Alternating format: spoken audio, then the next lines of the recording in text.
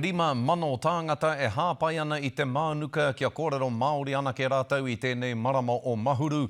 I te wā I whakaaro ake ai a Paraone Gloin mo te kaupapa nei e rima tau ki muri nei e rua noiho o na hoa I hono ki aia ki te kōrero Māori anake mo te katoa te marama. I kōrero a Hania Douglas ki te hunga kua pūmau ki te Mahuru Māori mai rāno I tōna oro tīmatanga ake. Ko Mikaere Paki, tētahi o te mano tini, ka kohia ki te taki. Tēnā koe, māku tētahi pangoroa. O Mahuru Māori. Te reo anō, te reo o Paki. Koina te reo e kaha whakatairanga tia ana I tēnei wā. He tawira a Paki I te panekiretanga o te reo, I te wā I whakaaro ake tētahi o ngā kaiako a Paraone Gloin ki te whakatū I te kaupapa o Mahuru Māori. Tere tonu tana piki ki te waka. I uru mai ai māua ko te peita, ko kapi tona inga, no reira, ko mātou tokotoru I te timatanga.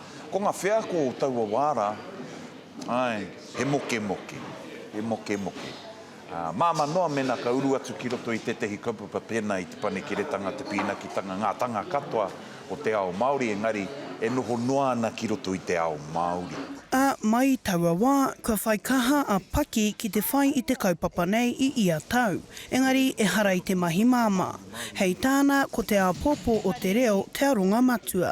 Kei te hanga hau I te ao e hāngai ana ki te ia waku kōtiro.